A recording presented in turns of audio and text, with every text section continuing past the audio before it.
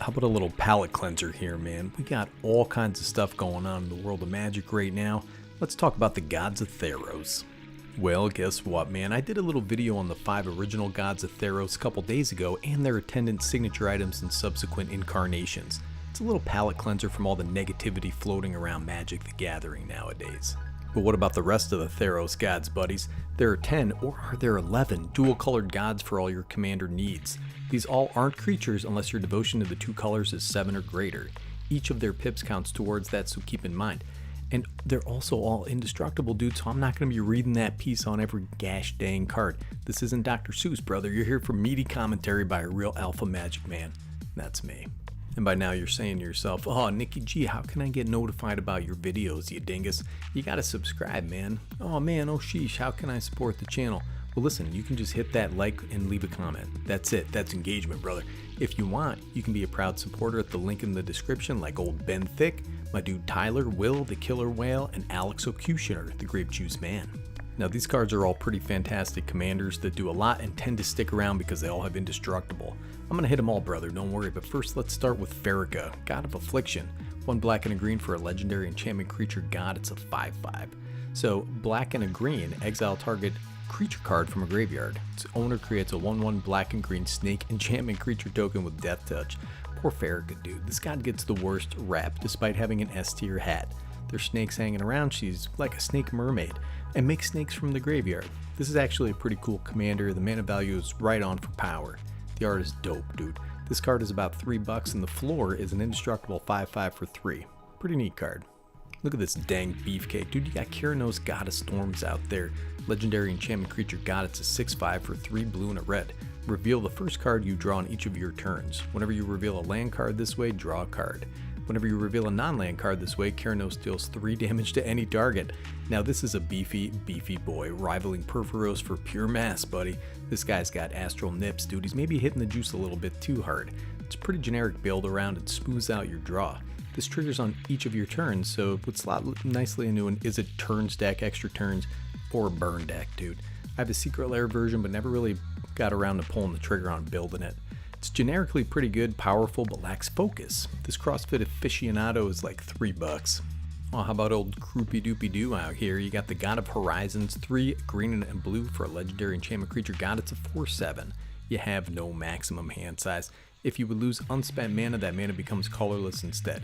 This big 4-armed guy is Goro's grandpa, also a distant cousin of the mutant from Cyberforce, and just a dreamy fellow living in the stars.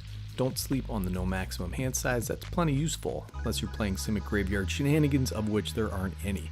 This goes ham in big mana decks, and decks that utilize Nyx Bloom Ancient. I've never built it in the command zone, but I'm sure it's a good time, dude. This big fella's about $3. And how about Ifara, God of the Polis, 2 white and a blue for a legendary enchantment creature god, it's a 6/5. At the beginning of each upkeep, if you had another creature enter the battlefield under your control last turn, draw a card. So this is number 2 on the hat scale, dude. This rewards blinking your creatures and flickering your creatures and winking your creatures and casting things with flash, brother. For 4 mana, this is a pretty insane payoff. People line up to get some of that space juice, dude. She's just pouring it out onto the Parthenon, brother. Very cool, very slept on card for under $4. Then we got Mogis, God of Slaughter, 2 black and a red for a legendary enchantment creature god, it's a 7/5. At the beginning of each opponent's upkeep, Mogis deals 2 damage to that player unless they sacrifice a creature. Mogis is a very efficient slug commander, dude. It's $6 right now. Mogis also has some of the coolest drip in the whole game, dude. He's a minotaur, he's got skulls on his pauldrons, and if you check out his other art, dude, you can see he needs an extra long tabard, dude. You know what I'm saying. I like Mogis because he pressures your opponents, he's hard to kill, and he feeds nicely into a slug deck. Aw man, here he comes, Erois, God of Victory, 2 red and a white for a legendary enchantment creature god, it's a 7/4. Creatures you control have menace, prevent all damage that will be dealt to attacking creatures you control. This is absurd for 4 mana. Boros attack decks love this centaur. That's half man, half horse, brother. Erois comes in at $13. This guy helmed one of my buddy's earliest decks, which was Boros Hate Bears and annoying static effects just like this. Erois scales really well to modern commander, and just created combat headaches for everyone across the table, dude. Too bad the art is so bland, dude. This guy is just jutting his spear into the sky like a dang lunatic. Then we got Karamitra, God of the Harvest, dude. 3 green and a white for a legendary enchantment creature god, it's a 6/7. Whenever you cast a creature spell, you may search your library for Forest or Plains Guard, put it onto the battlefield tapped, then shuffle. Remember, this can fetch Temple Guard and other forests and plains and stuff like that. This card is incredibly good. I have a Karametra deck and it just goes ham with cheap creatures and landfall payoffs. This is my good stuff Selesnya deck, dude, and it wins by generating massive value with massive landfall.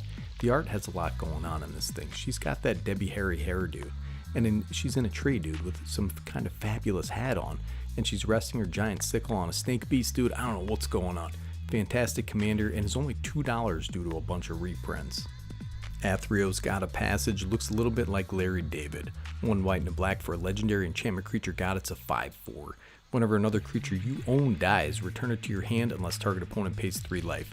Very cool commander, dude, or a key piece in an Orzhov Aristocrats deck. You target the player with the lowest life total, right? This also benefits from like a Teysa Karlov effect, triggering twice. While it can only go to your hand once, it virtually guarantees you get it back, else they have to lose 6 life. Plus, this guy's so emo, dude. You can feel the teen angst radiating off his skeletal frame. Currently a $9 card. Phoenix God of Deception. I love this guy. 3 blue and a black for a legendary enchantment creature god. It's a 4/7. Creatures you control have tapped. Target player mills X cards, where X is this creature's toughness. Now listen, man, I have a Phoenix deck with all the attendant combos, dude, including Eater of the Dead, Blood Chief Ascension, which is $2 right now, and the combos involving Mindcrank. Very cool commander that utilizes high toughness creatures to grow cards like White of Precinct 6 and Consuming Aberration to lethal levels. You can activate the ability that Phoenix grants at instant speed, so it's a very tricky deck to play around, dude. Phoenix is the king of mill. He looks a little bit like Heihachi Mishima from Tekken. Can't beat that, brother, and this guy's about $9. Alright, man, then we got Xenagos God of Revels. 3 red and a green for a legendary enchantment creature god. It's a 6/5. At the beginning of combat on your turn, another target creature you control gains haste and gets +X/+X until end of turn, where X is that creature's power. Xenagos is about $11, dude. This guy's a beast. He makes cards like Galt a knockout power level. This deck can hold back threats and play out one at a time to blast in with diesel damage. Xenagos is my longest running commander deck, dude. I built this a long time ago with the principle Ramps and Tramps, dude, or Ramples and Tramples.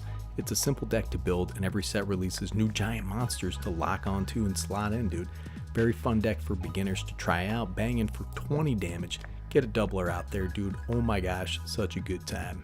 Now, interestingly, Xenagos somehow became a Planeswalker, dude. I don't know. I don't follow the whole story. I don't know how that story goes. But the Planeswalker version is about 50 cents or so. It's pictured here. I don't think it'll ever see a ton of play in Commander. I've never actually seen it, but it has some interesting abilities. I guess Klothys took over, and she's a weird card as well. Let's read that.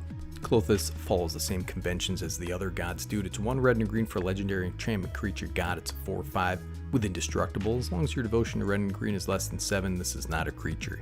At the beginning of your pre-combat main phase, exile target card from a graveyard. If it was a land card, add red or green, otherwise you gain 2 life. Klothys deals 2 damage to each opponent. I'll tell you what, dude, the hips don't lie on this. The hips never lie, brother. I'm not sure what to make of this card. I've never really seen it played, honestly, but it's $2. The mana value's spot on. A 3-mana commander's nice, especially considering the hip bonus. Look at this art for Aroas, dude. He's looking pretty thick himself, dude. Check out that hind quarter he's got going on. Pretty much all these hold up in the modern meta of Commander, dude. These are so aggressively costed and do so much in the right decks, brother. Thanks for taking a walk down memory lane with me. You know what I mean? You can take one of these and make it your commander. Do whatever the heck you want with your life. I'm going to be back next week with all the Eldraine stuff, building out those decks and getting real silly here at Better Commander, dude. Snicky G signing off.